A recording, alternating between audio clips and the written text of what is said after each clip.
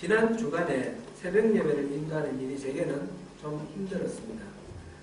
우리 새벽 예배는 매일 성경 묵상 자료를 가지고 우리 진도를 맞춰서 나가지 않습니까? 근데 지난 화요일부터 전개되는 내용이 그 지난주도 좀 불편했는데 굉장히 많이 불편했어요. 지난 화요일부터 이 다윗의 맏아들 암논이 이복 여동생 다말을 이렇게 겁탈하는, 강간하는 그런 사건. 다말의 동복 오빠인 이 압살롬이 그 형 암논을 죽이는 그런 사건. 근데 압살롬이 도망가고 난 뒤에 다윗하고 이제 꿀하고 있는데 이제 술을 써서 다윗에게 와서 결국 나중에 이제 입맞춤을 하는데 절대로 마음속으로 용납하지 않는 상태에서 부자간에 상봉하는 그런 장면. 여기까지 이야기가 전개되어 가고 있습니다. 그 지난주에는 바세바와 다윗이 부하들 다 전쟁에 내보내놓고 왕궁 그 옥상 위를 거닐다가 그 어떤 여인이 목욕하는 모습 보고 그 여인을 불러다가 이제 간음하는 장면. 그리고 그 증거를 없애려고 그 남편을 불러서 특별 휴가 줬는데 이 우직하고 착한 이 남편 우리아는 그 아내하고 동침하지 않습니다. 증거 없애려고 그랬는데 증거가 없애지죠. 임신을 했거든요. 그래가지고 나중에 이 우리아를 죽여버려요. 전쟁에 나가서. 정말 이런 이야기들을 낮에 얘기하고 저녁에 얘기하고 좀 낫겠는데 새벽에 첫 시간에 그거를 이 말씀을 이렇게 읽고 또 묵상한 걸 나누려고 하니까 얼마나 불편한지요. 그래도 이런 거를 왜 이 성경에 다 넣어놨을까요? 우리 학생들이 이런 거 읽으면 좀 불편하지 않을까 이런 마음도 막 드는데 그런데 학생들도 다 읽어야 되잖아요. 그죠? 왜 이런 게 다 이렇게 기록되어 있을까요? 많이 좀 아침부터 이게 뭐야 하면서 제가 말씀을 전했는데 불편함을 가지고. 근데 이게 인간의 가장 보편적인 문제고 우리가 이걸 통해서 정말 하나님하고 가까워지는 가장 중요한 이슈이기 때문에 하나님은 이걸 감추어 놓지 않았습니다. 세상에 어떤 이런 책도 보면 나중에 후손들에게 부끄러움으로 다 감추고 가리고 예쁘게 포장해 놨는데 성경은 그렇지 않고 있는 그대로 다 이렇게 기록을 해놨어요.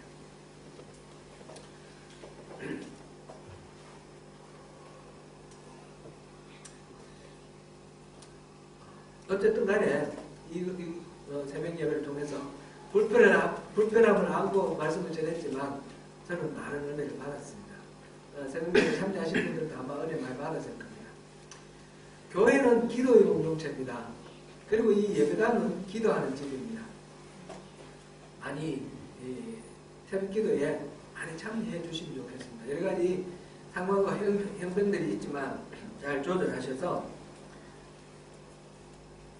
우리 소명교회가 건강하게 잘 세워지기 위해서는 기도하는 방법밖에 다른 방법이 없습니다. 우리가 기도를 해야지 사람이 말로 이렇게 하다 보면 자꾸 오해가 생기고 자꾸 문제가 생길 가능성이 많습니다. 풀어야 될 거는 풀고 말할 거는 말해야 되겠지만 말하는 것보다 더 많이 기도를 하면 이 말하는 것들에 오해가 또 줄어들 것입니다. 다윗은 참으로 하나님의 마음을 잘 아는 사람이었습니다. 그래서 하나님께서는 성경에서 다윗은 내 마음에 합한 자다, 내 마음에 맞는다 이렇게 표현을 했습니다. 사도행전 13장 22절에서도 그렇게 표현했고요. 사무엘상 13장 14절에서도 그렇게 표현했습니다. 다윗이 골리앗과 싸울 때에 어떻게 해서 이겼습니까? 다윗의 어떤 기량으로 이긴 게 아닙니다. 어떤 근거를 가지고 나가서 그 골리앗을 싸워서 이겼느냐 하면 하나님의 이름을 들고 나간다. 너는 창과 칼을 들고 나오지만 나는 하나님의 이름을 들고 간다. 그 하나님을 믿는 그 신뢰, 그 신앙, 그것으로 골리앗을 이겼습니다. 다윗은 사울에게 억울하게 쫓겨다니는 그런 오랜 동안 시간이 있었는데 거의 한 2, 3년 정도 될 겁니다. 그 과정 속에서 다윗이 그 자기를 죽이려고 쫓아다니는 사울을 죽일 수 있는 기회가 2번이나 있었습니다. 그런데 다윗은 죽이지 않았습니다. 사울을 죽이지 않은 이유, 신하들은 하나님이 지금 이 기회를 주십니다. 하나님 주신 기회입니다. 지금 이 사람을 제거하고 이스라엘을 다스리십시오. 당신은 이스라엘 왕이 아닙니까? 이렇게 막 조언을 했을 때에 그 말을 듣지 않고 하나님이 기름 부으신 자를 내가 손대지 않겠다. 이렇게 말했습니다. 그리고는 사울을 죽이지 않았습니다. 다윗의 이 모든 판단의 기준은 합리적인 어떤 그런 사고가 아니라 하나님의 다림줄, 하나님의 기준, 그게 절대적으로 복종하겠다라는 그런 다윗의 마음입니다.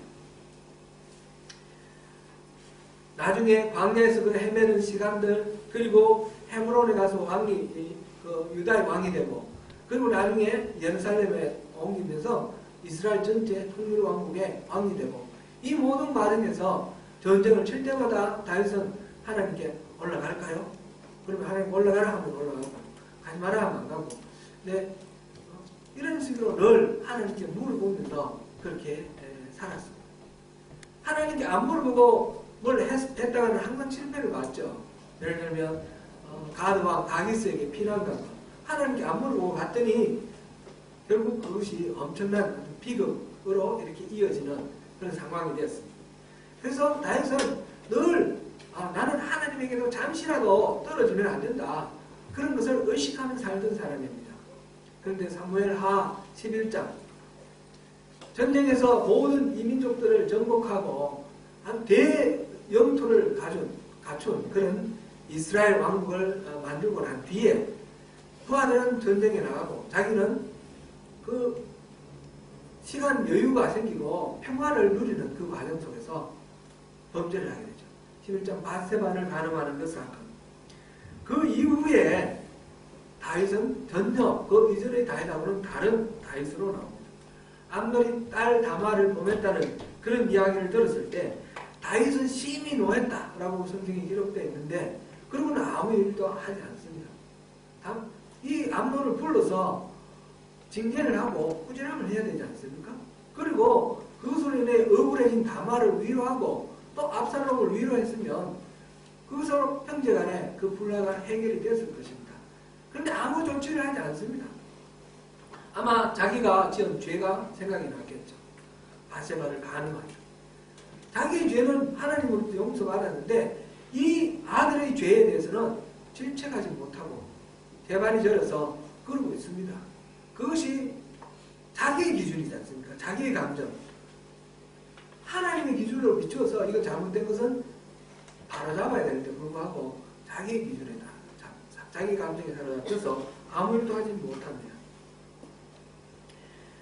그 다음에 압살롬이 자기 형 암논에게 동생을 대신해서 복수를 합니다. 2년이나 별로 걸러서 복수를 합니다.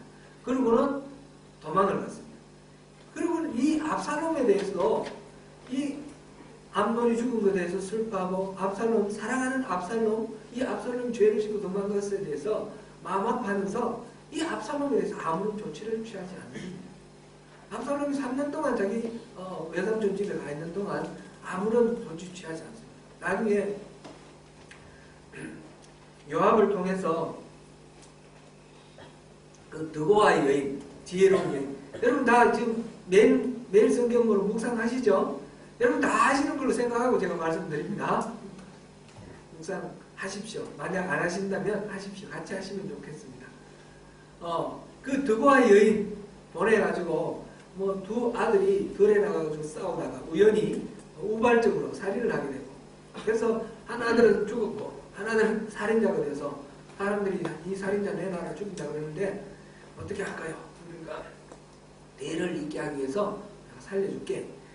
그런 이야기를 통해서 압살롬을 왜 용서 안 해주냐? 우리 압살롬을 용서해주라. 그래서 압살롬을 불러들이죠. 압살롬을 불러들이고는 2년 동안 만나주시를 않습니다. 왜 그렇습니까? 압살롬 압살롬이 자기 죄에 대해서 회개를 하지 않습니다. 자기 형을 죽인 것에 대해서 자기는 정당하다고 그렇게 주장합니다. 압살롬이 심지어는 내가 죄가 있으면 아버지가 나를 죽여야 마땅합니다. 이렇게 말을 합니다. 그 말은 난 죄가 없다 이 말입니다. 다윗은 그에 대해서 그 아들이 죄를 뉘우치지도 아니하고 회개하지도 않는 그 아들에 대해서 아무런 조치도 취하지 않고 그 아들을 예루살렘으로 불러들이고 나중에 또 그를 맞아서 입맞춤을 해줍니다. 겉으로 볼 때는 평화를 회복한 것 같고 겉으로 볼 때는 모든 것이 화해된 것 같은데 근본적으로 이게 하나님의 기준에 비춰서 회개할 거 회개하고 정리할 거 정리하고 화해할 거 화해해야 되는데 그것들이 아무것도 이루어지지 않습니다. 왜 그랬을까요? 아마 설명은 안 나와 있지만 다윗이 바세바를 죽이고 바세바를 범하고 바세바를 자기 여자로 취하기 위해서 이 바세바의 남편 우리아를 전쟁에서 죽게 했습니다. 살인교사를 했습니다. 그럼 자기는 간음도 하고 살인도 했으니 간음한 암논에게 뭐라 할 수도 없고 살인한 압살롬에게 뭐라 할 수도 없는 그런 식의 자기 죄 때문에 하나님의 공의를 이렇게 펼쳐내야 되는데 그걸 하지 못하는 그 결과는 어떻게 됐습니까? 압살롬은 자기 죄를 뉘우치지 않고 아버지가 정의롭게 자기 동생의 그 억울함을 풀어주지 않았는 것 때문에 형을 죽인 것으로 끝난 것이 아니라 그 이후에 아버지도 죽이려고 계속해서 노립니다. 결국은 내전이 일어나서 반란을 일으켰죠. 반란을 일으켜서 아버지를 쫓아내고 자기가 왕이 됐습니다. 그리고 아버지를 죽이려고 추격해서 추격 전쟁하다가 그 전쟁 중에서 자기가 죽습니다. 다윗의 이 우유부단한 그런 행동, 하나님의 기준에 맞춰서 하지 않고 자기 감정에 사로잡혀서 이렇게 잘 못하는 그런 어떤 행동으로 인해서 다윗의 가문이 피비린내가 났을 뿐만 아니라 이 이스라엘 전체가, 이 이스라엘 공동체 전체가 엄청난 피해를 입습니다. 자기 죽는 건 괜찮은데 그 전쟁 속에서 얼마나 많은 이스라엘 그 백성들이 죽었습니까? 수많은 백성들이 그 애매하게 압살롬의 반역 때문에 속아서 그 반역에 가담한 사람도 있고 또 그게 안다는 사람도 있고 그 사이에 내전이 일어났습니다. 이렇게 영적 분별력이 탁월했던 이 다윗이 자기의 범죄로 인하여 분별력을 잃어버리고 난 뒤에 그 다음부터는 계속해서 가문의 부끄러움이 계속 일어나고 온 나라에 이런 비극이 일어나는 것들을 보면서 자기는 죄를 용서받았는데 그것으로 끝나는 게 아니지 않습니까? 그래서 영적 분별력이 얼마나 중요한 것입니다. 지난주에 우리 하나님의 다른 줄을 보았는데 이 하나님의 다른 줄을 볼 수 있는 그런 영적 분별력 이것이 우리가 또다시 한번 관심을 가지고 생각해야 될 부분이라 생각됩니다. 오늘 지난번에 이렇게 표현했습니다. 우리의 영적 플러그를 하나님의 콘센트에 꽂아야 된다고. 그래서 하나님으로부터 모든 것들을 공급받아야 된다고 그렇게 표현을 했습니다. 이거 잠시라도 뽑아버리면 전원이 차단되면 금방 모든 것들이 이렇게 중단되지 않습니까? 하나님을 우리가 믿고 신뢰하는 이 믿음이라는 것은 한 번 믿고 그 다음 조금 있다가 또 다시 믿고 이런 것이 아니라 항상 하나님께 기대어 있는 그런 하나님을 신뢰하는 그런 인생 우리 삶 전체가 되어야 됩니다. 잠시라도 거기서 끊어지면 이 다윗처럼 이 오류에 빠지게 되는 것입니다. 오늘 우리 한국교회는 이 하나님이 일하시는 하나님의 부흥 생명이 살아나는 이 부흥이 절실하게 필요한 그런 시기입니다. 우리 소명교회도 그렇습니다. 하나님의 부흥이 필요합니다. 이럴 때에 영적 부흥을 위해서 우리가 뭐가 필요한가? 영적 분별력이 필요합니다. 영적 분별력은 우리가 성령 충만할 때 우리가 영적 플러그를 하나님의 콘센트에 꽂아 놓았을 때 하나님께 꽂아 놓고 하나님 늘 공급해 주시는 그 상태를 성령 충만합니다. 이렇게 우리 이해하면 좋겠습니다. 성령 충만할 때에 분별력이 생기고 그래서 하나님의 기준으로 우리가 바로 살아갈 수 있는 것입니다. 오늘 본문 마태복음 13장 우리 11절부터 15절까지 읽었는데 마태복음 13장 1절부터 23절까지가 우리가 잘 아는 그 소위 이른바 씨 뿌리는 자의 비유 이렇게 알려져 있는 예수님의 설교 내용입니다.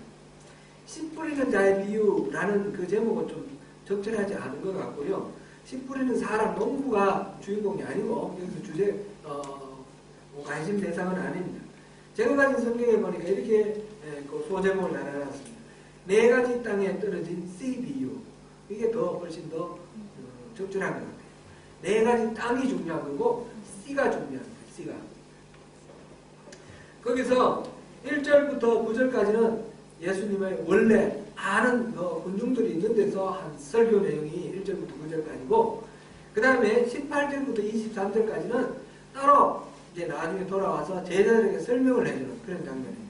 그 중간 부분이 오늘 우리 본문 내용입니다. 잘 아는 내용이기 때문에 다시 한번 새겨보고 이 속에서 우리가 깨달아야 할 것, 주님 주신 은혜를 살펴보면 좋겠습니다. 농부가 씨를 뿌리는데 4가지 밭이 있습니다. 길가, 돌밭, 그리고 가시떨기, 그리고 좋은 땅입니다.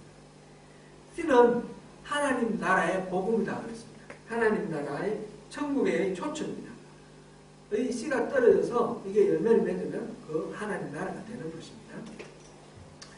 그리고 밭은 우리의 마음입니다. 우리의 마음인데 4종류의 밭이 있습니다. 길가에 떨어진 씨는 새들이 와서 주워 먹어버렸다 그랬습니다.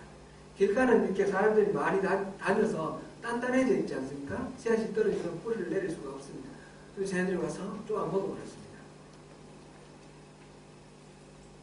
이 길가는 예수님이 설교하실 당시에 이 길가는 종교 지도자들을 말하는 것 같습니다.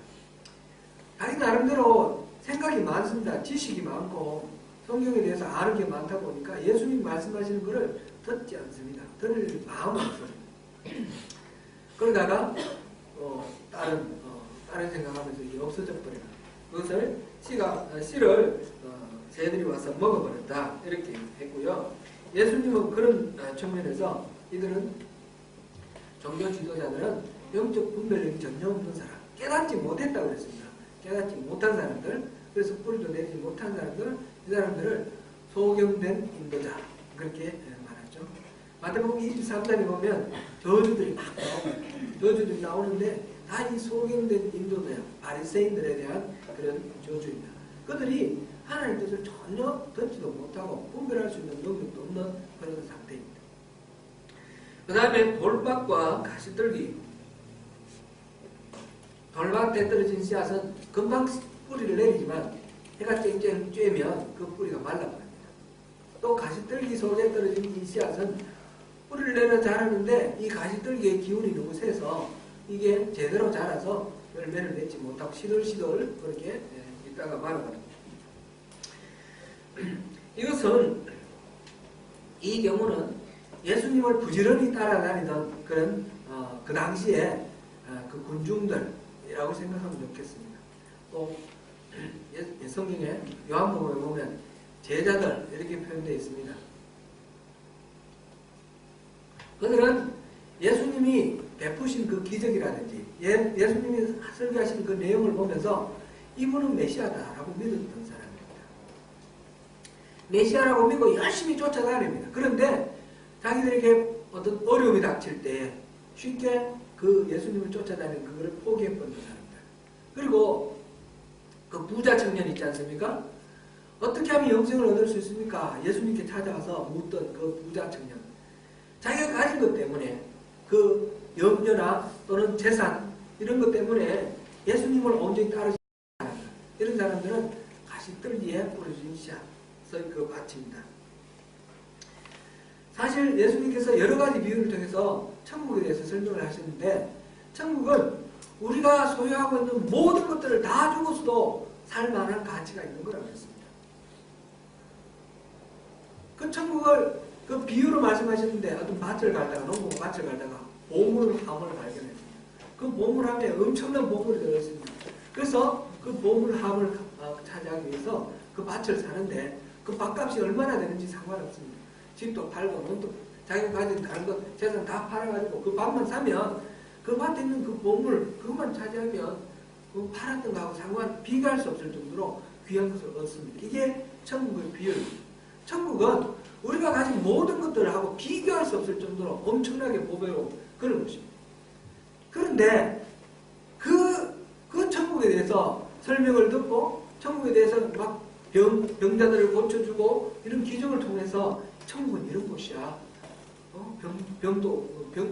병자도 고침받고 아프고 병들고 고통받는 이런 것이 없는 곳이 바로 천국이야. 예수님이 그 천국을 초청을 하시는데 그 말을 그런가?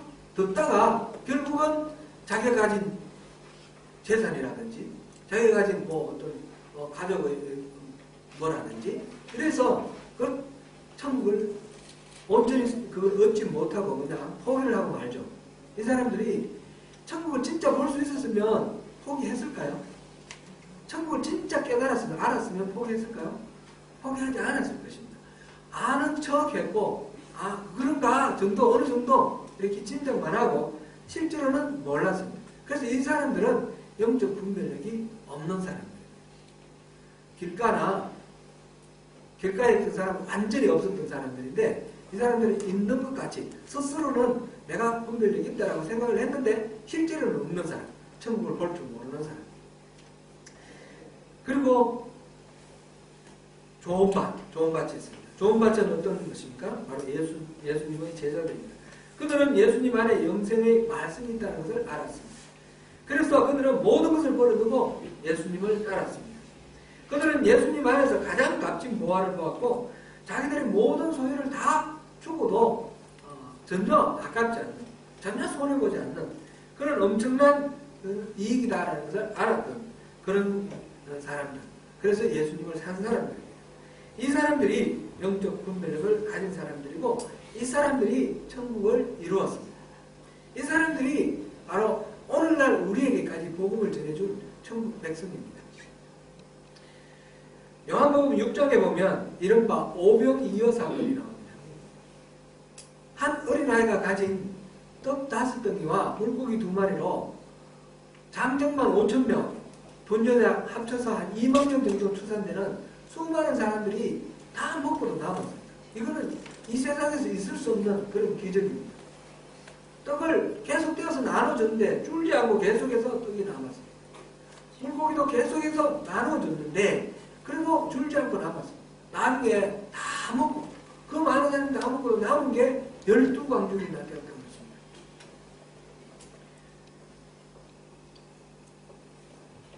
예수님이 이 기적을 왜 베푸셨습니까?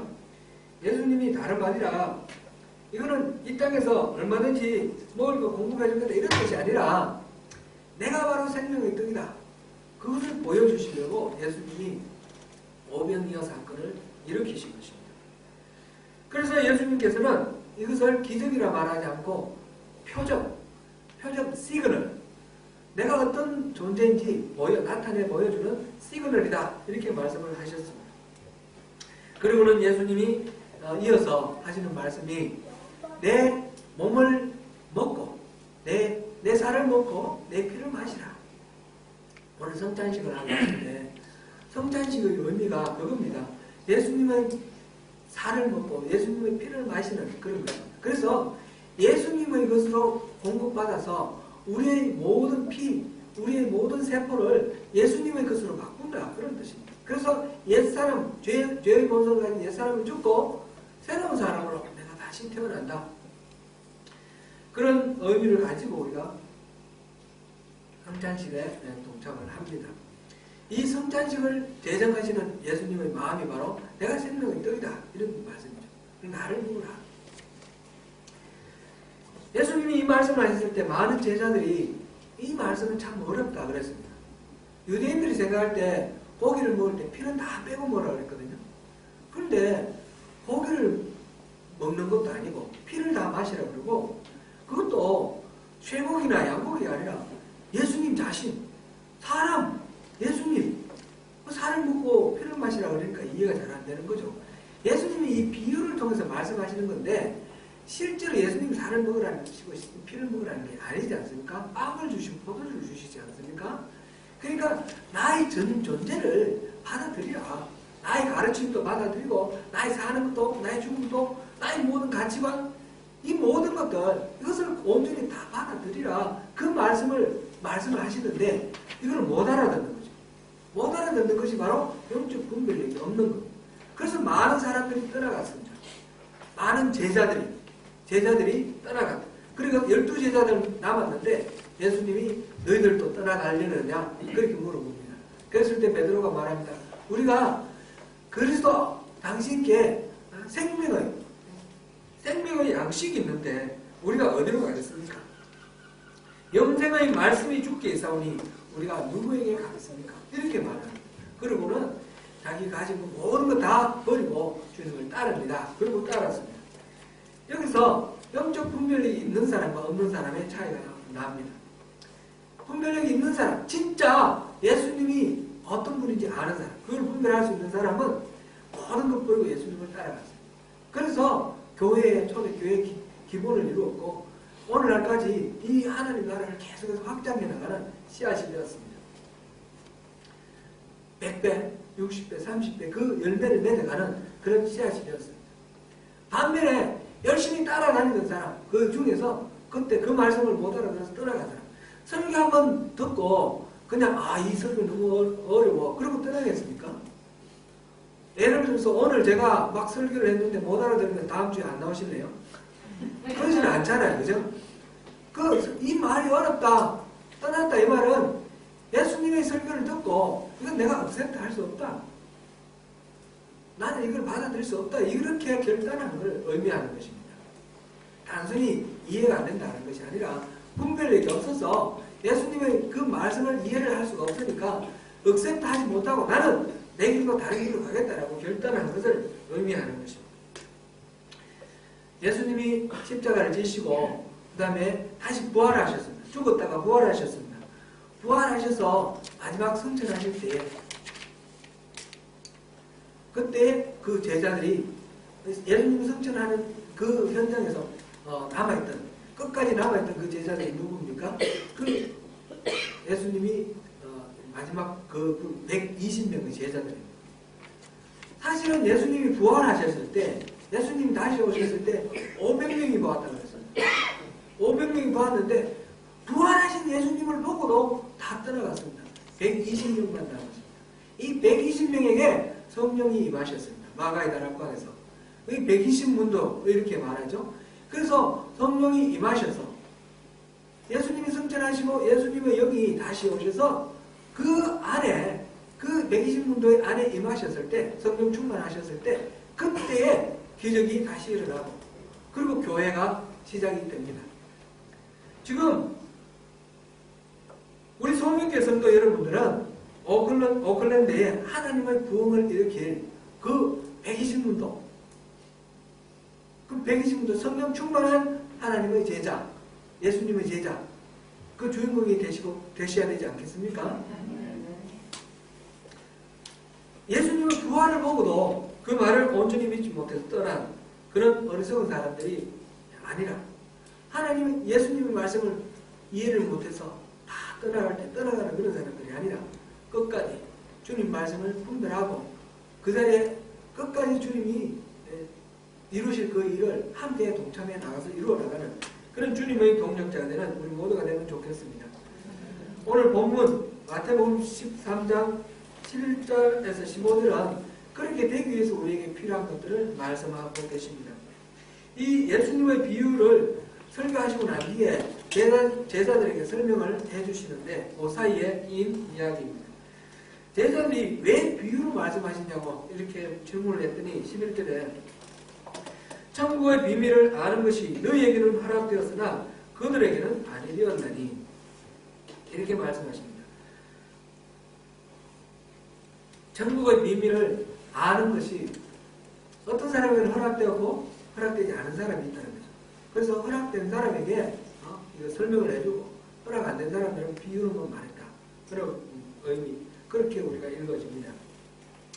이 말씀을 확실하게 하기 위해서 예수님은 이사야서를 인용을 했습니다. 이사야서 그다음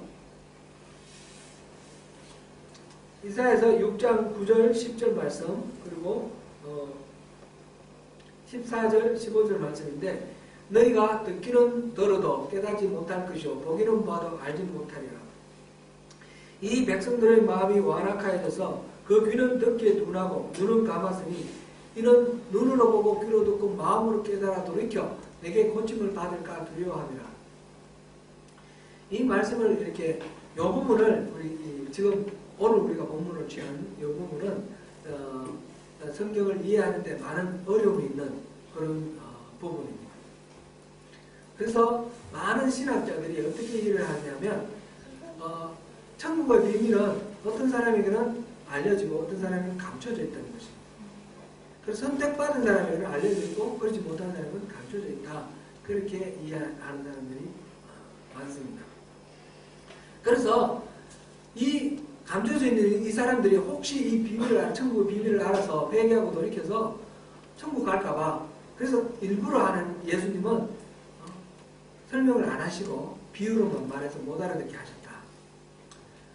그렇게 우리가 읽어보면 문맥을 이 생각을 그냥 있는 그대로 문자 그대로 읽으면 그렇게 이해가 됩니다. 그런데 그렇게 이해하면 안 됩니다. 이거는 반어법으로 기록된 그런 성경입니다. 이 구절은 신천지가 그 자기들이 그 이만희 교수가 이 성경을 풀어주는 대로 그렇게 성경을 이해를 해야 되고 이만희 교수 외에 다른 누구도 이 비밀을 모른다 이렇게 주장을 하는데 그 주장하는 근거의 기본이 이겁니다. 예수님은 너희들에게는 깨닫게 천국의 비밀을 보여주시고 너희들 빼고 나머지들 모든 사람들 저희들에게는 감추었다. 그러니까 너희들의 택함 받은 사람들이다. 이렇게 가르칩니다. 그래서 신천지에 가야만 이 비밀을 볼 수 있다. 그렇게 말을 하는데 신천지 아니고 정통 개신교 교회에서도 이렇게 가르치는 사람들이 또 많이 있어요. 그래서 자기들만 비밀을 독점하고 있는. 그래서 내 말 들어야 돼. 그렇게 말하는 그런 경우들이 많이 있습니다. 근데 이거는 성경은 다 이렇게 한 부분만 이렇게 읽어야 되는 것이 아니라 전체적으로 문맥을 다 같이 배려하면서 그렇게 읽어야 됩니다. 그래야지 이게 무슨 말인지 압니다. 제가 반어법이라고 그랬는데 우리 출애굽기 32장 전에 우리 한번 봤지 않습니까? 이 모세가 시내산 올라가서 하나님하고 만나서 이 십계명과 또 성막 설계도 이렇게 받고 있는 동안에 기다리고 있던 이 이스라엘 사람들은 너무너무 이렇게 불안해졌습니다. 그래서 황금 송아지를 만들었습니다. 황금 송아지를 만들고 이 소가 바로 이집트에서 우리를 출애굽시킨 우리 여호와다. 그러면서 그 앞에서 막 제사를 지냈죠. 하나님이 금방 십계명을 주시면서 그 이전에 십계명 다 주셨어요. 이미 주시고 약속 다 한 거예요. 그러면서 다른 어떤 형상도 만들지 마라. 나 외에 어떤 신도 없다. 그렇게 이미 다 말씀하셨는데 그렇게 신을 만들어 놓고 엉뚱하게 그걸 여호와라고 그러고 제사를 지내니 하나님이 진노하셨죠. 그래서 모세에게 내려가봐라. 저놈들이 나를 버렸다. 그러면서 다 죽여버리고 너로 다시 시작하겠다. 그렇게 하나님이 진노하셔서 말씀하셨어요. 그때 모세가 하나님께 확 매달리죠. 하나님의 이름을 위해서 제발 참으시고 용서하십시오. 저들을 멸망시키지 마십시오.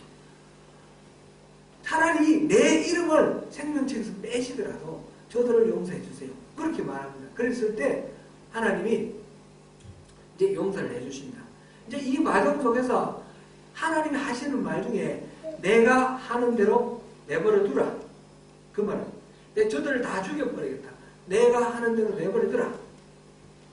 그 말은 요즘식으로 번역을 하면 나 말리지 마라. 다 죽여버리겠다. 이 말씀인데 그 말씀 뜻이 뭐라고 그랬어요? 우리 지난번에 봤잖아요. 나 말리라는 말이에요? 말리지 말라는 말이에요? 말리라는 말이에요. 그죠? 이게 반응법이에요. 반응법. 말리지 마라! 이렇게 말씀하시는데 그 말씀은 내가 안 말리면 내가 다 죽여버린다. 제발 나 좀 말려라. 쟤네들 저렇게 그냥 둘 수 있냐? 이 말씀이에요. 그죠? 지금 이 마태복음 13장 말씀도 그 말씀입니다. 이 백성이 마음이 완악하여져서 그 귀는 덮게 둔하고 눈은 감았으니 이는 눈으로 보고 귀로 듣고 마음으로 깨달아 돌이켜 내게 고침을 받을까 두려워하라. 이 말씀은 이사야에서 그대로 인용한 거거든요. 하나님이 이사야에게 그렇게 말했어요. 이사야를 부르셔서 선지자로 내보내시면서 이 백성들을 깨닫지 못하게 하겠다. 듣지 못하게 하겠다. 보지 못하게 하겠다. 이렇게 말씀하셔요. 왜 그렇습니까? 이 백성들이 그렇게 하나님 선지자를 보내시면서 말씀하셔도 듣지 않고 나를 버렸다. 그래 지금 깨닫지 못하고 듣지 못하는 건 심판의 결과입니다. 자기들이 하나님을 버린 결과로 이렇게 되어 있습니다. 하나님이 감추었기 때문에 못 보는 것이 아니라 듣지 않았기 때문에 못 보게 되는 결과가 와 있는 것입니다. 예수님의 목적은 이 비유를 통해서 천국의 복음을 감추는 데 있는 것이 아니라 이 백성들이 듣기를 싫어해서 천국의 복음을 듣지 못하고 있는 이 상황, 이것이 심판이다. 그런 말씀입니다. 예수님은 깨닫게 하기를 원하십니다. 그래서 비유를 쓰십니다. 우리 잠깐 35절을 한번 보겠습니다. 지금 마태복음 13장 35절 같이 읽어봅니다. 시작.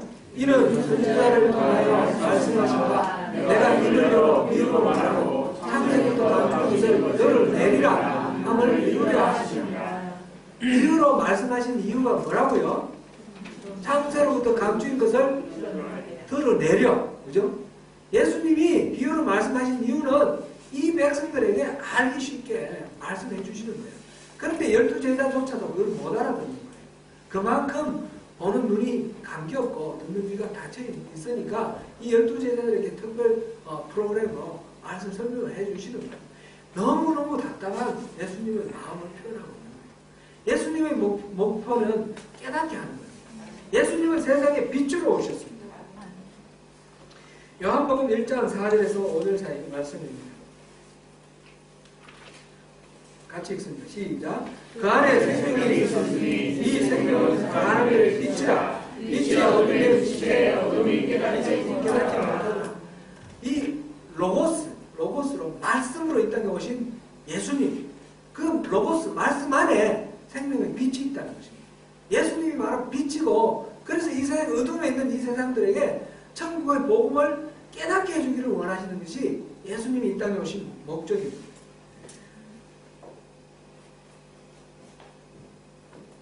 마음이 완악한 사람들이 하나님 나라의 복음을 받아들이지 않은 결과로 그 비밀을 볼 수 있는 은혜를 받지 못하였습니다. 이 은혜를 주시는 분은 하나님이신데 우리가 어떻게 하느냐에 따라서 달라진다는 것입니다. 주권은 하나님께 있습니다. 그러나 우리 반응에 따라서 우리 주님이 주시는 복을 누릴 수도 있고 누리지 못할 수도 있습니다. 신명기 32장 20절에서 그랬습니다. 우리 앞에 저주와 복과 화가 있고 저주와 축복이 있습니다. 하나님은 우리에게 축복을, 생명을 얻기를 원하십니다. 우리가 저주와 화를 택하지 않기를 원하십니다. 그래서 두 가지를 함께 이렇게 보여주십니다. 하나님은 우리에게 끊임없이 이것을 택하라고 말씀하십니다. 요한복음 9장 39절에서 41절 말씀입니다.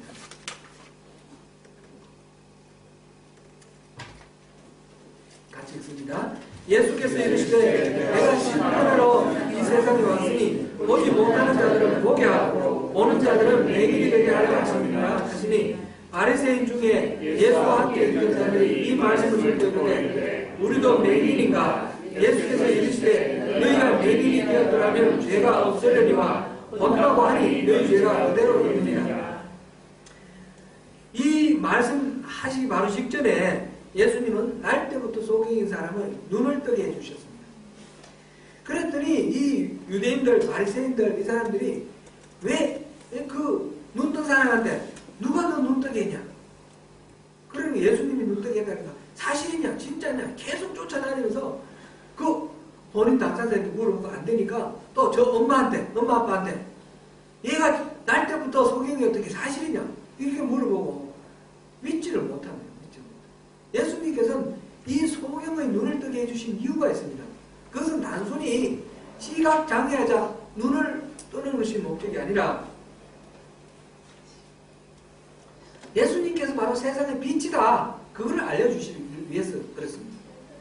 오병이어 사건은 예수님이 생명의 떡이라는 걸 보여주기 위한 시그널이었고 이 날 때부터 소경된 사람의 눈을 뜨게 한 이것은 바로 예수님이 세상의 빛이다. 세상에 보지 못하는 자들을 보게 하겠다 라고 하시는 예수님의 그 시그널입니다. 지금 방금 읽은 데서 보는 자들은 보지 못하고 보지 못하는 자들은 본다고 말씀하셨어요. 세상에 천국의 복음을 알지 못하는 사람들에게 천국의 복음을 알려주시겠다는 것이 예수님의 이 땅에 심판하고 오신 목적입니다. 그런데 나는 다 안다. 보는 자라고. 바리새인들이 그렇게 물어보지 않습니까? 우리도 맹인이냐? 그러니까 너희들은 본다라고 하니 너희들이 만약 보지 못한다고 하면 구원을 받을 텐데 너희들이 본다고 하니 너희들은 구원받을 수 없다 이 말입니다. 예수님의 말씀을 들을 때에 우리가 마치 모든 것을 다 알고 있는 것처럼 예수님의 말씀을 안 들으면 우리는 진리를 볼 수 있는 그 영적 분별력이 없어지는 겁니다. 우리의 것은 자기의 관점을 모두 다 내려놓고 겸손하게 하나님의 말씀을 들을 때, 예수님의 말씀을 들을 때, 그럴 때에 진리를 볼 수 있는 그런 우리 영적 분별력, 우리 눈이 떠지는 것입니다. 이 영적 분별력은 그렇게 우리에게 하나님이 허락하시는 것입니다. 영적 분별력이 없으면 하나님 나라를 얻을 수 없습니다. 그런데 이 영적 분별력은 들을 때 순종하고 나아가면 우리에게 풍성하게 주어지는데 그렇지 않으면, 순종하지 않으면 있는 것도 빼앗깁니다. 순종하고 나아가면 풍성해지는 선순환, 순종하지 않으면 있는 것조차 소멸되어가는 악순환, 선순환을 선택할 건가 악순환을 선택할 건가 그겁니다. 우리 오늘 본문에서도 그렇게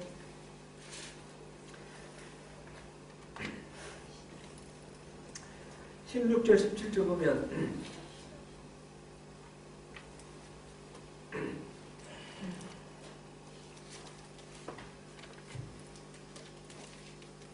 14절 그 하반절부터 보면 너희가 듣기는 들어도 깨닫지 못할 것이요 보기는 보아도 알지 못하리라